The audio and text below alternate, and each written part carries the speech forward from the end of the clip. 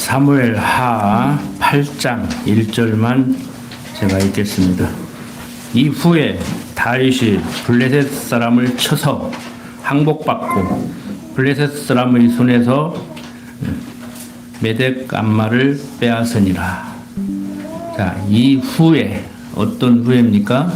다윗이 이스라엘 전체의 왕으로 세움을 받았고 언약궤를 아비 나답의 집에서 옮겨온 후에 이제 일어나는 일을 얘기하고 있습니다. 아비나답의 집에서 언약궤를 옮겨왔을 때 하나님께서는 다윗에게 나라가 영원하고 견고할 것을 언약하셨고 그 언약의 근거에서 다윗은 하나님께 감사의 기도를 드렸습니다. 이후에 다윗이 블레셋 사람을 쳐서 항복받고 블레셋 사람의 손에서 메덱 암마를 빼앗아 왔습니다. 8장 내용은 이방을 쳐서 멸한다는 그런 내용입니다. 이렇게 다윗이 블레셋을 쳐서 항복받고 메덱 암마를 빼앗아 오는 것은 다윗의 능력이라기보다는 하나님께서 다윗에게 선지자 나단을 통해서 말씀하신 그 말씀을 이루어 나가는 언약성취 섭리 가운데 일어나고 있는 일입니다. 그러니까 하나님께서 언약을 이루어 나가시는데 다윗으로 하여금 강건하게 해서 블레셋을 치게 만드는 것이지요. 그러니까 인간적으로 생각하면 다윗이 강해야 블레셋을 칠 수 있다.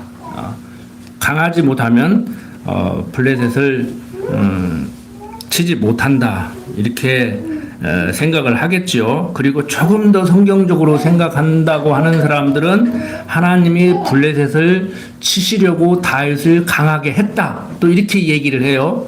근데 제가 볼 때는 하나님께서 당신이 언약한 그 언약의 내용을 이루어 나가시는데 블레셋을 칠 때 다윗을 강하게 해서 치게도 만들지만 다윗을 약하게 만들어서 블레셋으로 하여금 치게 해서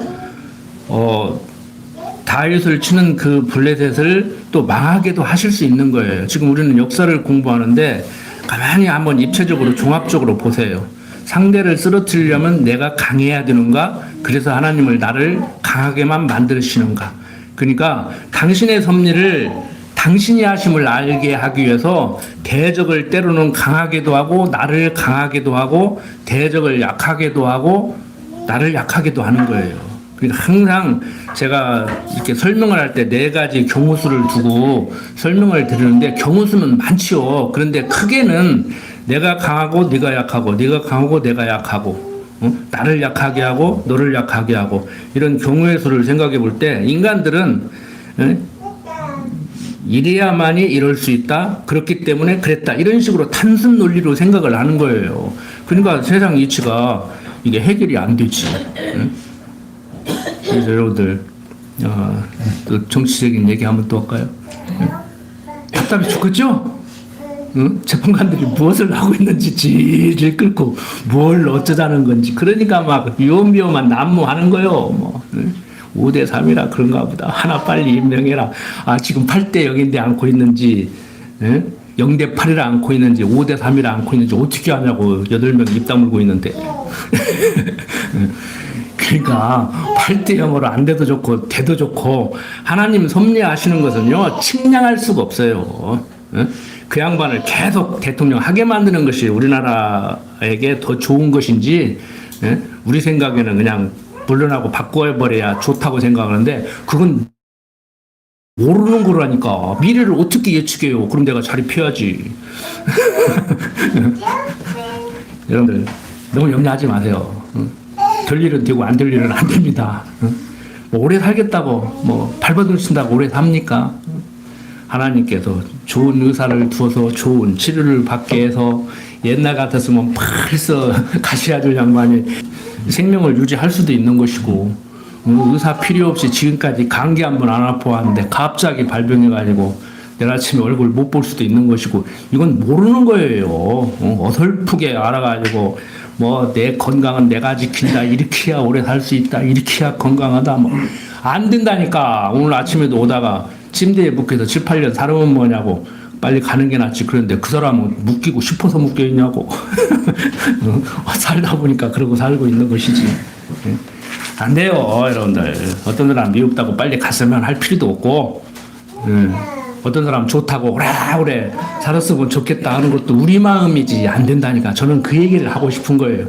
세상만사 내 마음대로 안 된다는 얘기를 하고 싶은 것이지 뭐 어쩌도 뭐 이성이 좋으니까 뭐 살아남으라 뭐 구질구질한 세상 뭐하라 오래 사냐 빨리 가라 이 얘기가 아니라고. 근데 성경은 한 가지는 분명히 얘기해요. 뭐라고 얘기해요? 하나님 모르는 사람은 빨리 가는 게 낫고 차라리 나지 않은 것이 훨씬 좋다. 우리는 하나님 알으니까 침대에 묵혀있을 만 그냥 가서 얼굴 한 번씩 보게 그냥 사시라고. 자, 하나님 알면은 이래도 좋고 저래도 좋다는 거예요. 물론 육신이 있기 때문에 저부터도 싫지요. 허리가 아파도 잠 못 자고 진통제를 먹는데 그걸 좋다고 할 사람이 어디가 있겠냐고. 근데 하나님 보시기에는 그게 나한테 좋다네. 참 납득이 안 돼. 납득돼요? 성경 좀 배웠다고 하나님 안다고 하시지 말라니까. 지식적으로는 알을는지 몰라도 하나님 보시기에는 그게 좋다는데 당신의 생각은 내 생각과 동해서 서가 먼 것 같이 다르다니까요. 그게 납득이 되냐고. 육신이 있는데 하나님 할 수만 있으면 건강하게 해주시고 할 수만 있으면 물질에 좀 풍요로움을 주시라고 저도 그렇게 기도해요. 기복적인 기도하지 말라고 가르치는 저도 할 수만 있거든 그렇게 해달라고 한다고. 그게 기복이 아니고 안 줘도 그만요. 근데 희망사항이라는 것이지. 그래서 때로는 좀 섭섭한 생각이 들 때도 있어요. 하나님한테 꼭 그렇게만 해야 되는가. 당신이 그렇게 하셔야 좋다는데 당신 보시기에는 나를 그렇게 놔둬야 좋다는데 도대체 납득하기가 싫어. 납득이 안 되는 게 아니라 이론적으로는 납득이 되는데 싫어요. 그게 싫어. 쉽지 않습니다 여러분들. 그래서 그게 납득이 될 때까지 계속 7, 80년 살게 하는 거예요. 왜 7, 80년 살게 하는지도 모르고 뭐 빨리 가야겠다느니 뭐 가기 싫다느니 그런 생각을 하니 이게 얘기가 되겠냐고. 자, 하나님 앞에서 다윗은 경건의 연습을 하고 있는 겁니다. 다윗뿐만이겠습니까? 우리도 지금 경건의 연습을 하고 있는 거예요. 온전히 하나님의 생각과 내 생각이 같아지기까지 하나님이 기뻐하시는 삶을 살게 될 때까지. 그러니까 육신의 장막 벗을 때까지는요 이게 완벽하게 안 돼요. 이게 하나님의 뜻을 쫓아서 살고 싶은데 하나님이 당신의 뜻을 모르게 했는데 어떻게 우리가 그게 가능하겠냐고. 이론적으로도 안 된다니까요. 이론적으로는 이해를 했는데 생활 속에서 그게 안 되는 게 아니요. 이론적으로도 안 된다고. 장래를 모르게 했는데 눈 안 보이는 사람 안내하는 사람이 잡아 끄는 대로 따라갈 수밖에 없게 만드는 것 같이 그렇게 될 수밖에 없는 것 같이 그렇게 살 수밖에 없는 것 같이 하나님께서는 당신이 이끄는 대로 그냥 따라오게 하려고 장래를 모르겠단 말이에요. 근데 하나님의 뜻을 모르는데 우리가 하나님의 뜻대로 어떻게 살겠냐고. 그러니까 하나님 뜻대로 살지 말라는 얘기가 아니에요. 하나님 뜻대로 살지 말라는 얘기가 아니고 그냥 당신이 잡아 이끄는 대로 따라오게 그런 삶을 살게 하시는 하나님의 섭리란 말이에요. 이해되시죠? 근데 그것도 납득하기 힘들지. 아이, 내 발로 걸어가고 내 눈으로 쳐다보고 좀 가고 싶지. 하나님이 눈 안 보이게 만들고 끌고 가는 대로 따라오라는데 그 인생을 살고 싶냐고. 저부터도 살기 싫지. 그래서 이 하나님의 생각과 우리의 생각은 다르다는 거예요. 그게 타락한 인간의 모습이라는 거예요. 그래서 선악과를 따먹으니까 하나님과 같이 눈이 밝아지고 하나님과 같이 선악을 아는 일에 하나 돼 버리니까 생명과를 못 먹게 한 거 아닙니까? 거기서 생명과 먹어버리면 인간하고 하나님하고 똑같아져 버리니까. 그래서 이 이단들의 이 시작은요 다 선악과에서 시작해요. 그게 납득이 안 되는 거예요. 납득이 안 되는 거예요. 먹으면 죽는다는데, 눈이 밝아지는데, 하나님과 같이 드는데, 처음부터 만들지를 말지. 만들어 놨으면 따먹지를 뭐 어떻게 하든지 그래야 되는데, 따먹지 않으면 안 되게 유혹을 하잖아요. 보암직도 하고, 버금직도 하고, 탐스러운 선악과를 동산 중앙에 딱 만들어 놓고, 그것도 모자라가지고 사단을 통해서 유혹을 했는데, 사단의 유혹에 넘어가서 먹어보니까 사단 말대로 그렇게 돼버렸네? 그럼 하나님 말이 틀린 거예요. 사단 말이 틀린 거예요. 그래서 성경은 그것을 뭐라고 하느냐? 살았으나 실상은 죽은 자. 육신적으로도요, 그것 때문에 7, 80년 살고 죽는 거예요. 육신적으로도. 그런데 우리는 예수를 그리스도로 믿는 그 믿음으로 말미암아서 죽어도 살겠고 영원히 죽지 않는 그런 영생을 하는 그러한데 거듭난 생명을 부여받은 것이죠. 그러니까 옛사람은 죽고 새 사람으로 거듭나서 지금 자라가는 과정이란 말을. 이게 조금 같은 성도라면 진짜 예수를 그리스도로 믿는 하나님의 택한 백성이라고 하면 좀 부족해도 늦드는 자가 먼저 들 수도 있고 먼저 들 자가 나중 들 수도 있고 그러니까 뭐 그렇게 살아가는 거 아닙니까? 뭐 직접적으로 얘기해도 죄송하지만 우리 시은이 요즘 걸음 늦는다고 아까 뭐 돌진하는데 아직도 잘 못 걷냐는 아니 나중에 달리기 선수 될지 어떻게 알아 돌도 안 지나가지고 막 뛰는 놈이 나중에 무슨 사고로 인해서 제대로 못 걸을지 그거 모르는 거예요. 그냥 한 10살 되면 먼저 걸은 놈이나 늦게 걸은 놈이나 똑같다니까. 제가 그랬잖아요. 초등학교 2, 3학년 받아쓰기 40점 맞은 놈이나 100점 맞은 놈이나 중학교 들어가면 똑같다고 그랬잖아. 너무 서들지 말라고. 인생은요 일생이에요. 나서 죽을 때까지 일생이라고 그러잖아요. 한자로. 한 생이란 말이에요. 우리 절대 살아서 함부로 사람 판단하지 마십시오. 평가하지 마십시오. 요즘 어리석은 자는 지가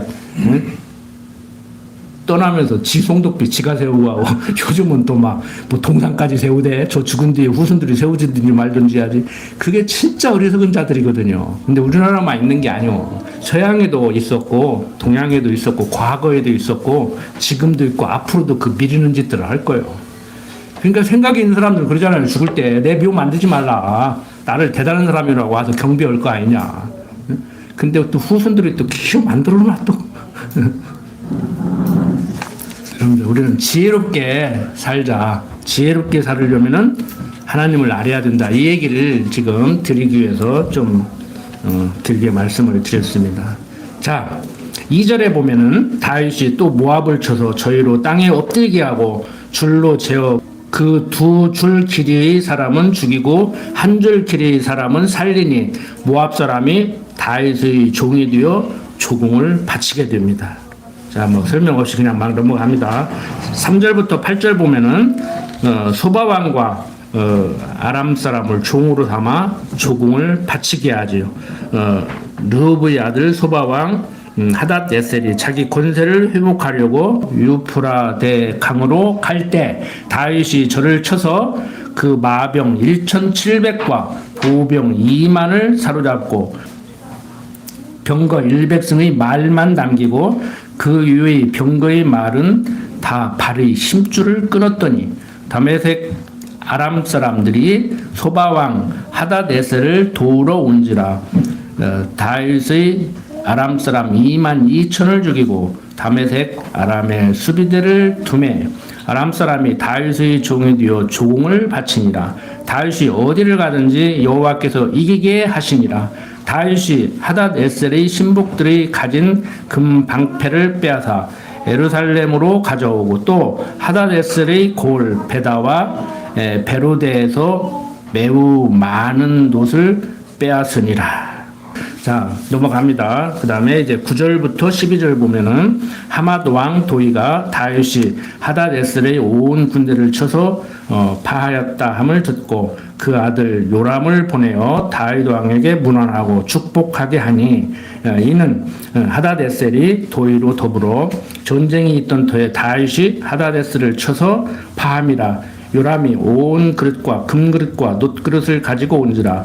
다윗 왕이 그것도 여호와께 드리되 저가 정복한 모든 나라에서 얻은 은, 금, 곧 아람과 모압과 암몬 자손과 블레셋 사람과 아말렉에게서 얻은 것들과 소바 왕 르호보의 아들 하닷 에셀에게서 노력한 것과 같이 드리니라.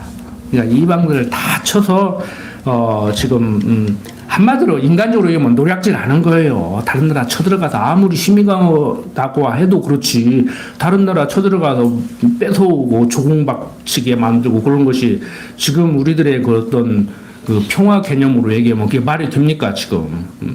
이스라엘에서도 지금 그런 일이 일어나고 있잖아요 지금.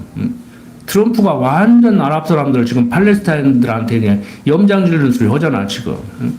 그냥 너무나 땅에 들어가서 이스라엘에 야금야금 먹더니 막 울타리 쳐가지고 너들은 여기서만 살아라, 바깥에도 못 나가게 만들라고 땅굴 파가지고 나가서 왔다 갔다 하게 만들더니 요즘은 막 다 때려부시고 막 트럼프가 막 거기다가 휴양지 만든다 그래 막 그러고 염장 지르는 소리도 뭐 하잖아요. 막 그게 말이 되는 소리냐고. 그러니까 한쪽에서는 막 그렇게 말이 되냐, 너 가만 안 둔다 그러고 막 한쪽에서는 또 어이구 좋다 말이 준다 그러고. 요즘 그런다고 하잖아요. 트럼프 정치 스타일이 휴양지 만들어준다고 하니까 다 좋아할 줄 알았는데 나는 좋아할 줄 알았더니 안 그러네. 그러고 그러면 안 만들었게 그리고 슬쩍 공무원이 뺀다고 하잖아.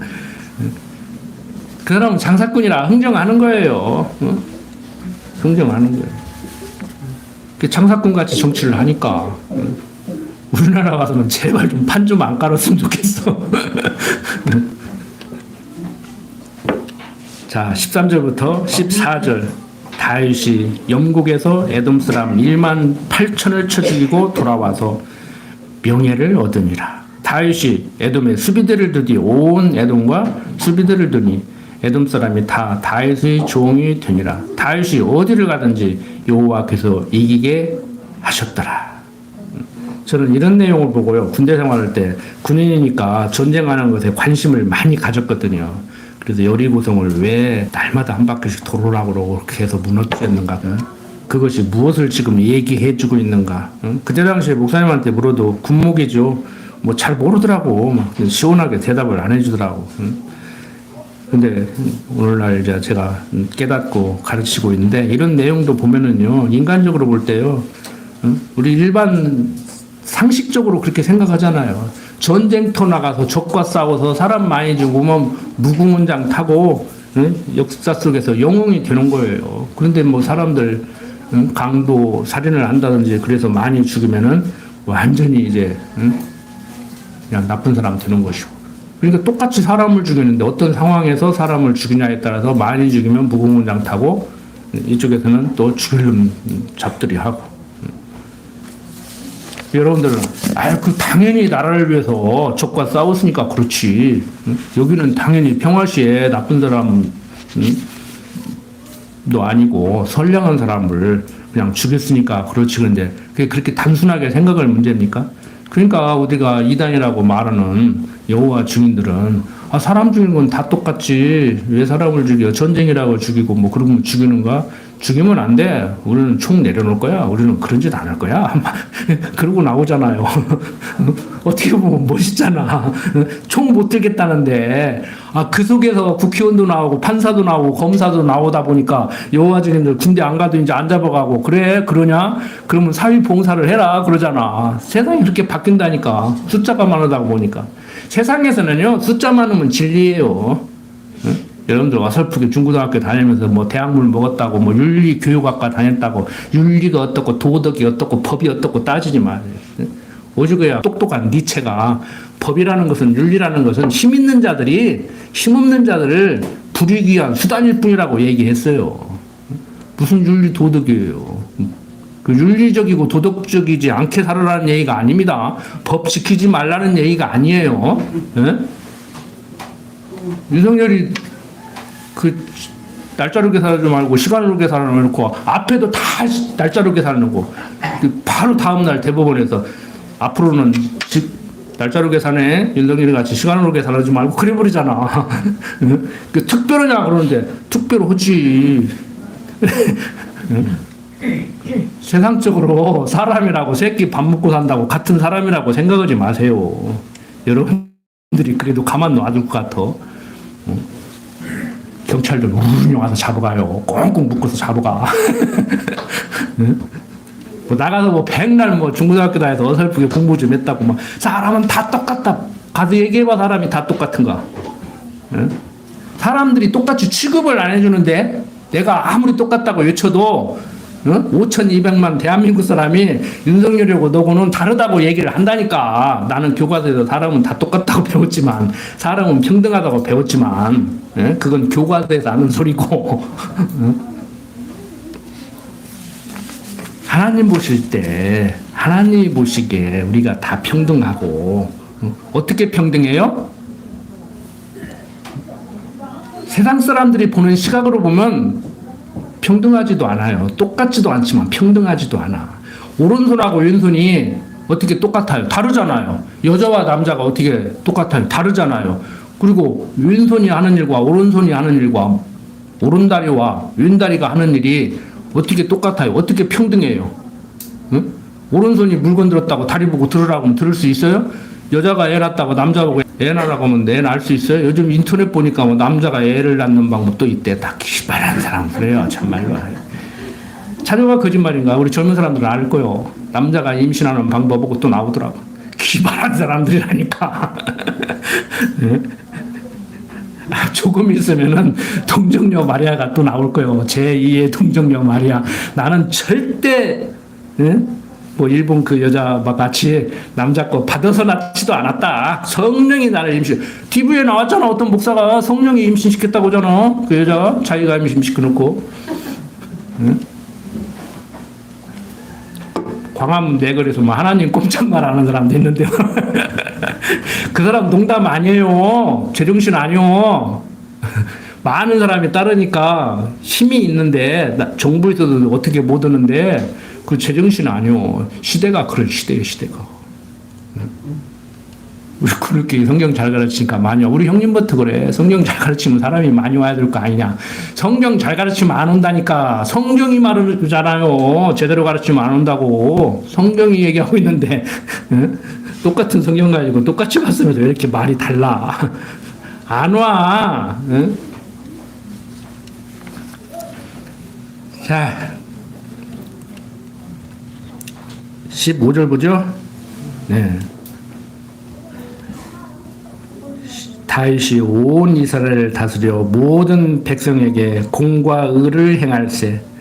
스루의 아들 요압은 군대 장관이 되고 아힐롯의 아들 여호사밧은 사관이 되고 아히두브의 아들 사독과 아비아들의 아들 아히멜렉은 제사장이 되고 스라야는 서기관이 되고 요야다의 아들 분하야는 그렛 사람과 블렛 사람을 관할하고 다윗의 아들들은 대신이 되니라.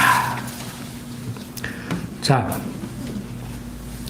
이 모든 되어지는 일들은 다시 한번 강조하지만 하나님께서 나단 선지자를 통해서 대적에게서 벗어나 평안케 하리라고 하신 언약을 이루어 나가시는 지금 섭리 가운데 이렇게 되고 있는 겁니다. 그리고 더 앞서 조금 더 범위를 넓히면은 이스라엘 열조에게 세우신 3대 언약, 즉 생육하고 번성하고 땅을 정복하고 다스리게 되리라고 말씀하신 그 통치 언약을 지금 이루어 나가시는 섭리 가운데 이렇게 되고 있는 거예요. 그 생육하고 번성하게 됐고 이스라엘 백성들 광야 40년 생활을 통해서도 그 인구가 줄지 않고 번성했던 것은 하나님의 언약 성취 섭리 가운데 그렇게 된 거예요. 가나안 땅을 들어가서 점령하게 된 것도 하나님의 섭리 가운데 그렇게 된 거란 말이에요.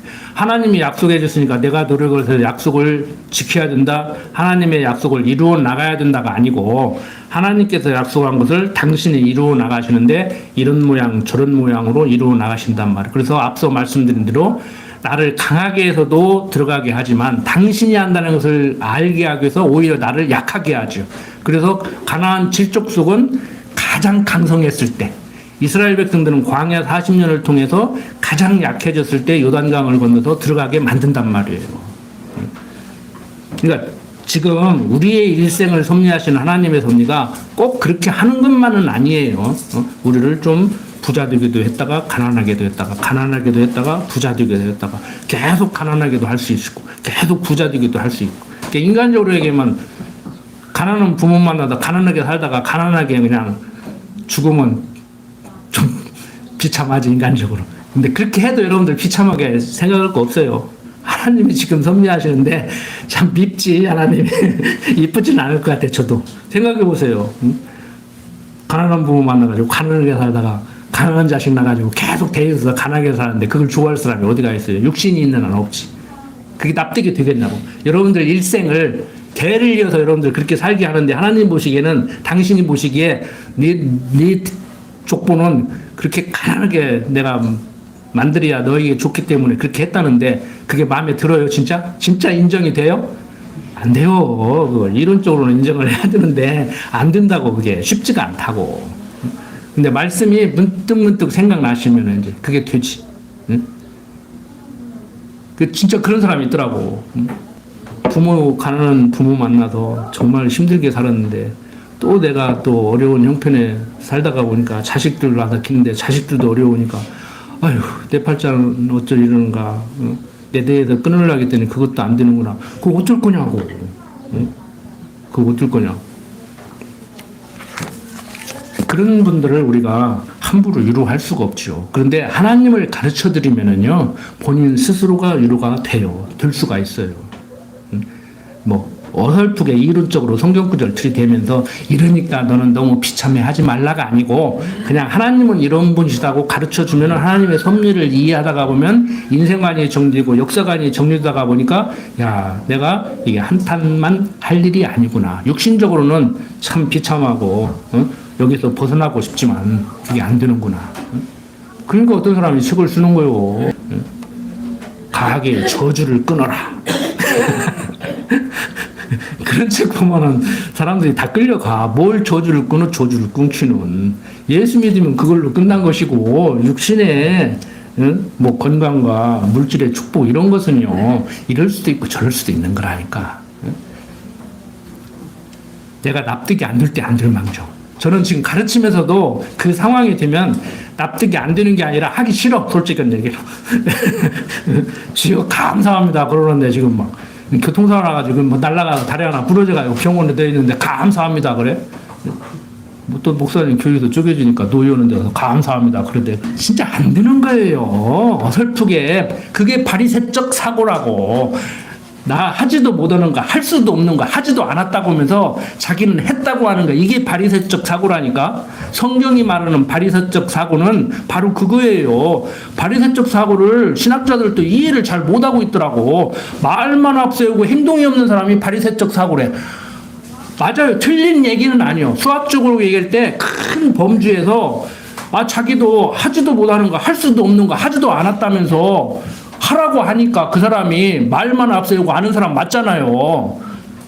그러니까 우리가 말로는 착하게 살아야 된다 그러면서 내가 착하게 살지 못하면 그게 바리새적 사고라 그러는데 그게 아니라니까. 내가 착하게 살 수도 없어. 살지도 않아. 그랬으면서 사람들한테 나 착하게 살았다? 너도 착하게 살아라? 이게 바리새적 사고라고. 이게 착하게 살지 말라는 얘기가 아니에요. 우리는 착하게 살 수가 없다니까. 이게 참 어려워요, 말이. 제가 하면서도 글 쓰면 더 어렵더라고. 응? 착하게 살 수 없다고 하니까 어차피 착하게 살 수 없는 거 우리는 착하지 못한 사람이잖아. 맞아요. 그 말은 맞아. 그런데 어차피 착하게 살 수 없는 거 착하게 살으려고 할 필요도 없잖아. 이 말은 좀 문제가 있어.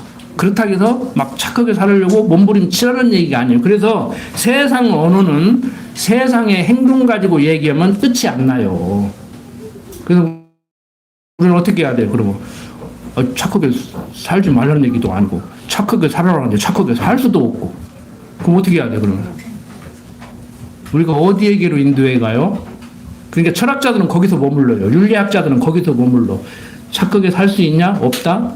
그러면 사람들에게 어떻게 가르쳐야 하냐? 착하게 살으라고 가르쳐야 되지 않느냐? 그러면 착하게 살 수 있냐? 없다? 그러면 가르쳐야 되냐? 가르치 말해야 되느냐? 그래도 선생이니까, 윤리 선생이니까 착하게 살으라고 가르쳐야지. 그러면 착하게 못 사는데 어차피 가르치면 뭐하냐? 우리는 어디로 가야 돼요? 그리스도에게로 가는 거요. 그리스도에게로 안 가면 해결이 안 돼. 여러분들 우리 대학 공부하는 분들, 여러분들 자녀들 대학 가서 윤리학 시간에 교양과목으로 다 배우니까 한번 질문해 보라고 그래요. 교수한테 교수님 착하게 살으라고 하는데 우리가 착하게 살 수 있습니까? 착하게 못 살지. 그럼 착하게 못 살으면 어차피 못 사는 거 뭐더러 착하게 살으라고 합니까? 하고 질문을 계속 해봐요. 그러면 야 수업방에 오지 마라. 나 그걸로 먹고 살아야 된다 그러지. 제가 해봤다니까. 안 돼요 여러분들. 착하게 살아라 착하게 살지 말라가 아니고 안 된다고. 우리는 그리스도 아니면 소망이 없다고. 응? 아 여러분들 자녀들 그렇게 가르쳐서 말 안 들어? 그렇게 잘 가르쳤으니까 말 잘 들어? 여러분들 행여라도 부모님들 그냥 하나님 가르치라고 그냥 내가 저거를 잘못 가르쳤지 뭐 그거 어떻게 가르치려고 할 거 아니야. 난 내가 생각하는 대로 가르치려고 했으면 자식 죽였다니까. 자식 죽일 수는 없잖아. 살아야 되잖아요. 살려야 되잖아요. 그럼 어떻게 가르쳐? 얘기했잖아요. 하나님 가르치라고. 응? 내가 믿는 하나님 너도 알고 살았으면 좋겠다. 응? 네 행복을 위해서 그런다. 응? 뭐 고3 때 뭐 3시간 자면 어떻고 4시간 자면 어떻고 그런 소리 하지 말고. 응? 요즘도 그런 소리 하는지 몰라도 응? 제가 공부할 때는 그렇게 안 했어요. 그런데 제가 선생을 할 때는 선생님들이 다 그러더라고. 뭐 사당 오락 해가면서 뭐가 어찌면 뭐 마누라가 바뀌고 뭐 집이 바뀌고 차가 바뀌고 그런데 좀 쌍스러운 줄 볼게요. 선생님들 개소리 좀 하지 말라고 그랬어. 당신 그렇게 공부 잘해가지고 세상에서 제일 괜찮은 여자 데리고 다니고 제일 좋은 차 타고 제일 좋은 집에서 하냐고. 제발 그러지 좀 말라고. 학생들이 선생님은 그렇게 했어요. 뭐라고 할 거냐고. 당신도 못하고 가르치라고 그런 거. 일단 거기까지만 얘기해야지. 근데 내 속으로 네가 바로 바리새인이다. 네가 바로 바리새인이다. 행불행은 물질에 많고 적음, 건강에 좋고 나쁨에서 오는 게 아니라고 제가 계속 말씀을 드리잖아요. 하나님을 여호와로 아는 대로부터 나오는 거예요. 그래서 행복한 사람이 행복한 마음을 쏟아붓고 하나님이 우리를 이렇게 사랑했는가 보다. 하나님이 우리를 이렇게 사랑하고 있는 것 같다. 그걸 경험하게 하려고 결혼을 해서 살게 하는 거예요. 남자가 부모를 떠나 여자와 연합하여 한 몸을 이룰 줄다. 이것은 교회에 대해서 얘기하고 있는 것이다. 이 비밀이 크다. 뭐 신방 구멍 뚫고 바라보는 거 그 비밀이 아니오. 결혼이 무엇인지, 부자 간의 관계로 사는 것이 무엇인지, 주님의 몸된 교회 공동체 일원으로 성도로 살아가는 것이 무엇인지를 알아야 되는데 그게 안 되니까 하나님의 사랑을 깨닫고 행복한 사람이 그 사랑을 쏟아부을 대상을 찾아가지고 사랑하고 살아야 되는데 그게 안 되고 저 사람하고 살면 내가 행복해지지 저 사람이 나를 행복하게 해줄 거야. 저 사람의 저런 조건이 좋아서 결혼해. 그 조건 깨지고 나이 먹어 가다가 보면은 이제 불행해. 내가 너를 만나서 이렇게 불행해야겠다. 내가 불행해서 너를 만났기 때문에 이러고 이제 듣는 거예요. 그리고 사회생활도 그렇고 그러니까 엄마 어버이 왜 날 낳으셨나니까. 그러니까 요즘 제가 그랬잖아요. 세상적으로 똑똑한 사람들이 나는 결혼 안 난다 해도 애 안 난다. 왜 나같이 살지 말라고.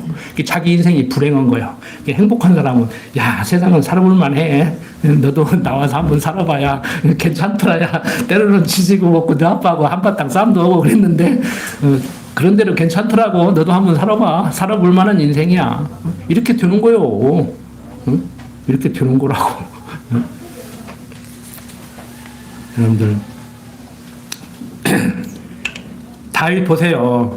심령이 편안하다가 보니까 하나님을 여호와로 알고 사는 다윗으로서 지난번에도 말씀드렸지만 다윗 살아남기 위해서 치사하게 믿음 없는 사람 같이 도망도 가고 막 적성국가로 가서 자기 고향 쳐들어간다는데 막 나도 같이 가서 막 한바탕 가서 할란다고 그러니까 그 사람들이 안 믿어주잖아. 다윗이 할 때 저럴 사람이 아닌데. 요즘 말로 엑스맨이야. 폐하 전하 데리고 가지 마십시오. 다윗이 누군지 알고 그걸 데리고 간다고 합니까? 그 말에 정말 노련할 겁니까? 못 데리고 갑니다. 당신은 어쩔는지 몰라도 우리는 못 데리고 간다. 안 갔잖아요. 다윗 진심이 뭐였겠어요? 잘 몰라 솔직히. 성경에는 말 안 하니까 다윗이 말을 하는데 내가 어떻게 알아? 그런데 엑스맨이 있을 거예요. 다윗의 성향으로 볼 때 아마 엑스맨이지 않겠는가. 그래야 다윗을 좀 높여주지. 자, 다윗이 이렇게 하나님을 여호와로 알고 사다가 보니까 마음이 평안해지고 여유로워지는 거예요. 그래서 다윗이 가로되, 자 9장 넘어갑니다. 사울이 집에 오히려 남은 사람이 있느냐?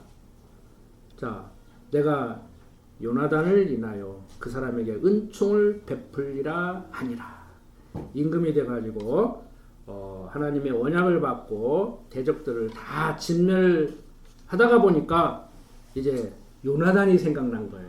사울이 다른 사람도 아니고 자기 아버지 사울이 자기를 죽이려고 몰고 다닐 때 요나단이 자기 편에 섰었잖아요. 육신적으로 뭐 이런 맛이 있어야 돼요. 자, 사울의 종 하나가 있으니 그 이름은 시바라. 저를 다윗의 앞으로 부르며 왕이 저에게 묻되, 내가 시바냐? 가로되 종이 그러서이다.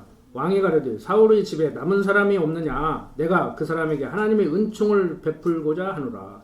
시바가 왕께 고하되, 요나단의 아들 하나가 있는데 절뚝발이니이다. 왕이 저에게 묻되, 그가 어디 있느냐? 시바가 왕에게 고하되, 로드발 암미엘의 아들 마길의 집에 있나이다. 다윗 왕이 사람을 보내어 로드발 암미엘의 아들 마길의 집에서 저를 데려오니, 사울의 손자 요나단의 아들 무비보셋이 다윗에게 나와서 엎드려 절하매, 다윗이 가로되, 무비보셋이여 하니 대답하되, 주의 종이 여기 있나이다. 다윗이 가로되, 무서워 말라. 내가 반드시 내 아비 요나단을 인하여 내게 은총을 베풀리라. 내가 내 조부 사울의 밭을 다 내게 도로 주겠고, 또 너는 항상 내 상에서 먹을지니라.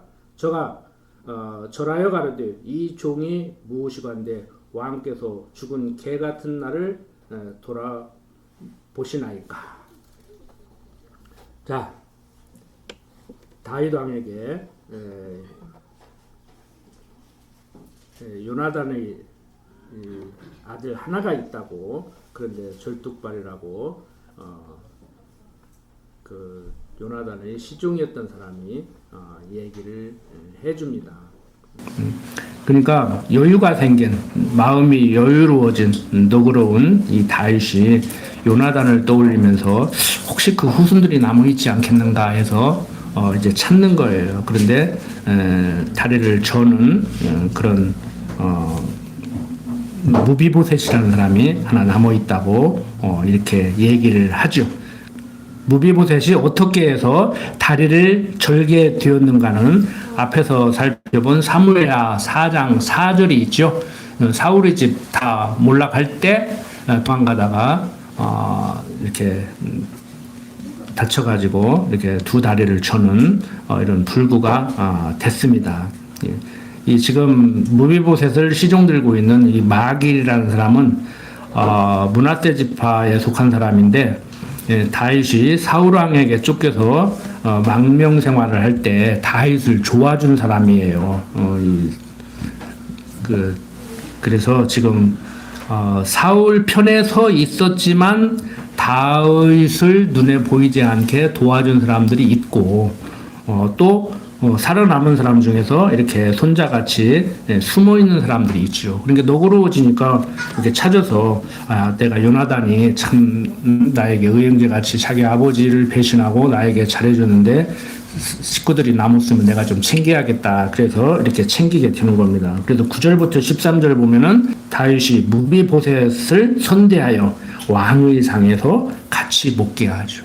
옛날이나 지금이나 이 왕과 같이 식사를 한다는 얘기는 이게 대단한 거예요. 그러니까 요즘 뭐 정치하려고 하는 사람들 보면은 뭐 자기가 뭐 대통령 오고 막 사진 찍었다고 막 사진 걸어놓고 막 내가 직접 전화번호를 알아갖고 통화했다 그러고 막 뭐 그러잖아요. 그러니까 요즘 젊은 사람들 전화번호 딴다고 그렇지.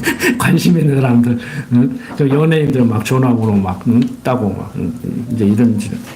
그러니까 어떻든 간에 지금 다윗은 이런 여유로움을 지금 보이고 있는 겁니다. 한번 본문 읽어볼까요? 자, 9절부터 13절 읽고 마칩니다. 왕이 사울의 사원 시바를 불러서 이르되 사울과 그 온 집에 속한 것은 내가 다 내 주인의 아들에게 주었노니 너와 내 아들들과 내 종들은 저를 위하여 밭을 갈고 거두어 내 주인의 아들을 공개하라. 그러나 내 주인의 아들 무비보셋은 항상 내 상에서 먹으리라 하니라. 시바는 아들이 15이요 종이 20이라. 시바가 왕께 고하되 내 주 왕께서 온갖 일을 종에게 명하신 대로 조행하겠나이다 하니라. 무비보셋은 왕자 중 하나처럼 왕의 상에서 먹으니라. 무비보셋에게 젊은 아들 하나가 있으니 이름은 미가더라. 무릇 시바의 집에 거하는 자들은 무비보셋의 종이 되니라. 무비보셋이 항상 왕의 상에서 먹음으로 예루살렘에 거하니라. 그는 두 발이 다 절뚝이더라. 자, 우리가 하나님을 안다는 것, 이 지식한다는 것 중요하죠. 하나님 알으려면 성경이 하나님이 어떠한 분이신지를 성경 알아야 지식만 가지고 안 된다고 했죠. 삶 속에서 검증이 돼야 돼요. 즉, 삶 속에서 욥이 그랬듯이 내가 하나님 이제 귀로만 들었었는데, 그러니까 요즘 우리들의 표현대로 하면 지식적으로만 알았었는데 내가 배워서 하나님이 어떠한 분이신 줄 알고 있는데 눈으로 직접 내 일생을 통해서 확인이 됐습니다. 그걸 헬라어로 기노스코라고 그런다고 했잖아요. 그래서 이게 우리나라 사람들은 나 저 사람 알아, 잘 알아 그래요. 그것도. 그런데 미국 사람들은 그렇게 표현을 안 한다고 그랬잖아요. 저 사람 한번 본 적 있어. 저 사람과 커피를 마신 적 있어. 내가 저 사람 잘한다 할 때는요, 남녀 관계라면은 부부 관계예요. 같이 동침해봤다 이 소리예요. 커피 한 잔 마시고 나 저 여자 잘 알아 하면 딱이 맞는다고 미국 가서. 근데 영어도 몰라가지고 직역해가지고 또 막 해버리면 큰일 나요. 사고가 다르다고, 사고가. 한국 사람들은 이렇게 옷 입고 있는데 집에 들어갔어요. 외투를 입고 왔어. 그러면은 그냥 우선 추우시니까 옷 벗지 마세요 이렇게 얘기할 거예요. 계속 옷 입고 있으세요 이렇게 얘기 안 할 거예요. 근데 서양 사람들은요, 옷을 계속 입고 있으세요 그래요.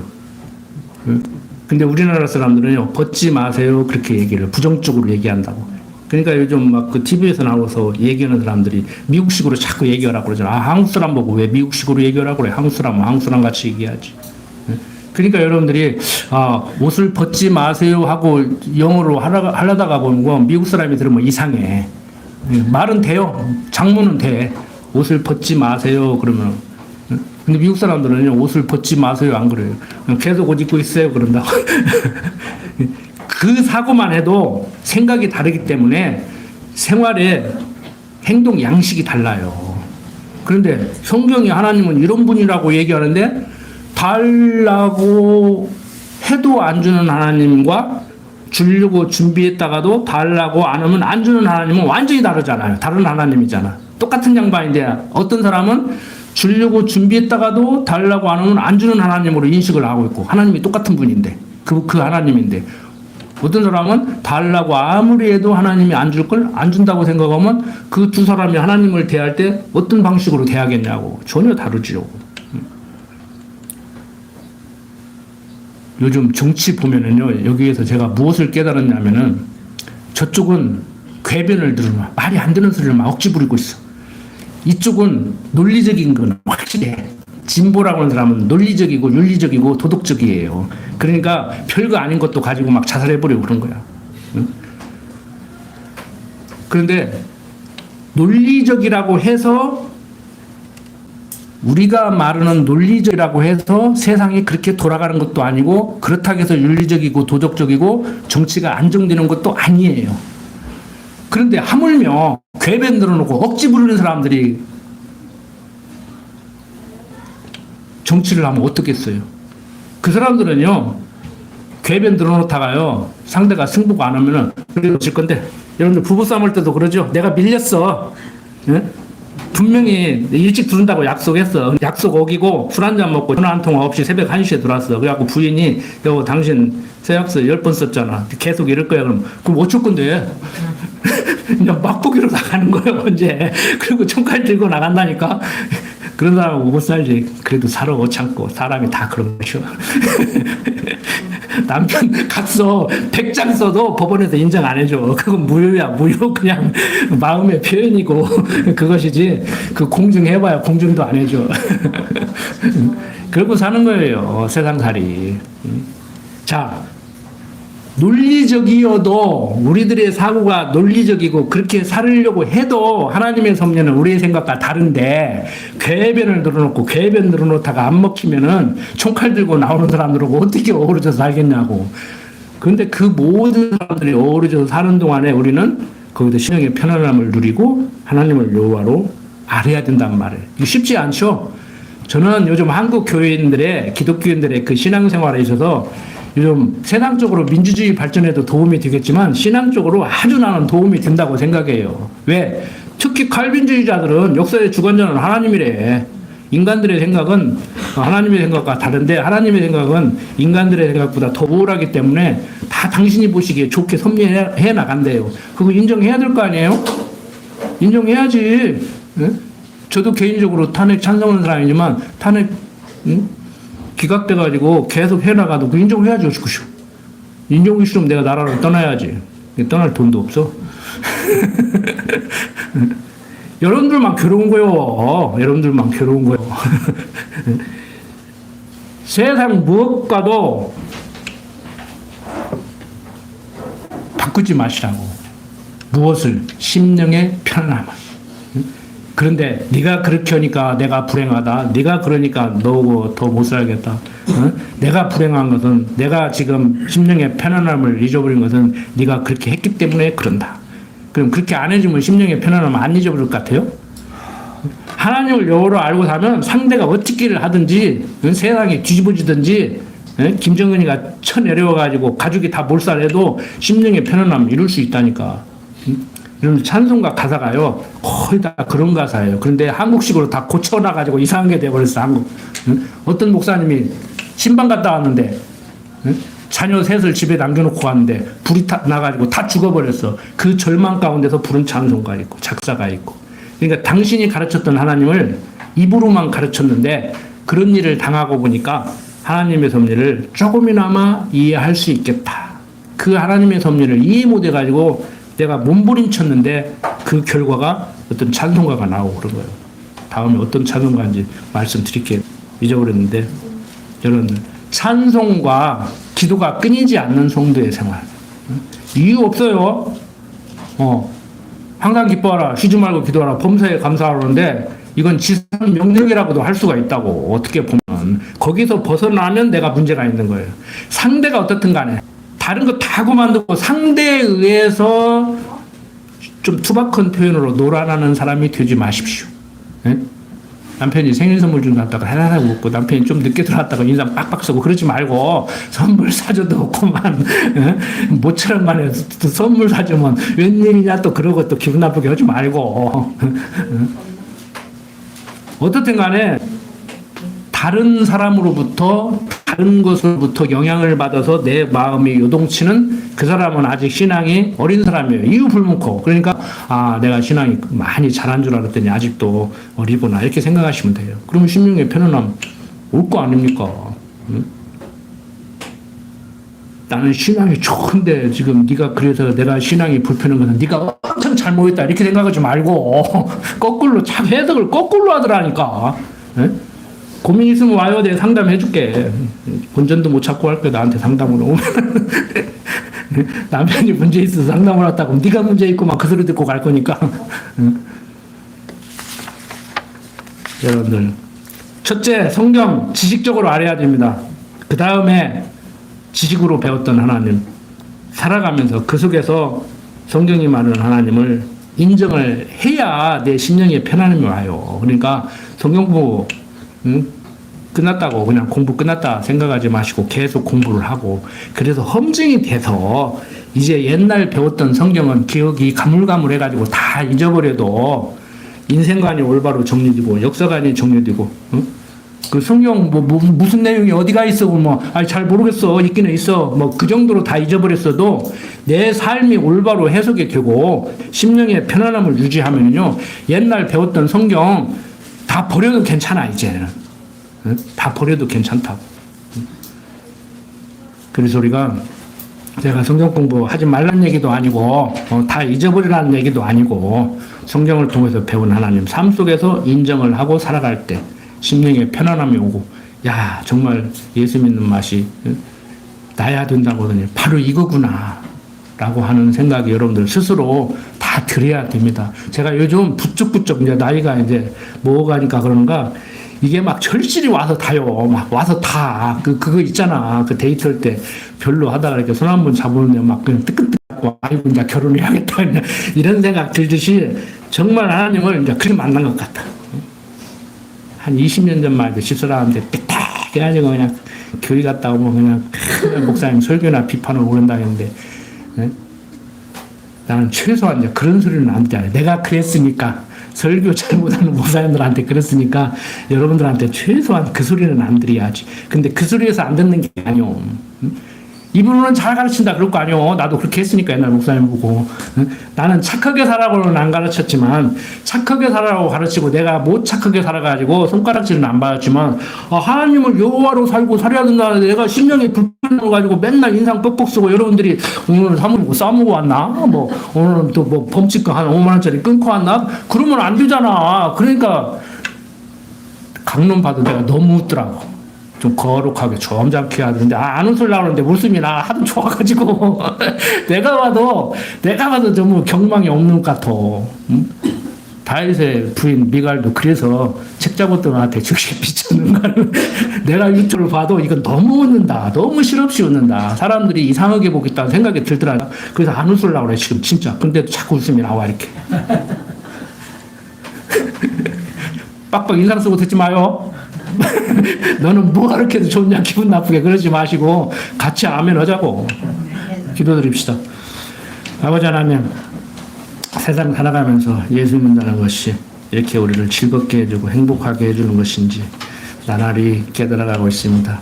우리 근육교회 성도님들 육신이 있기 때문에 때로는 괴로울 때도 있고 속상할 때도 있고 누구를 원망하고 싶을 때도 있을 줄 압니다.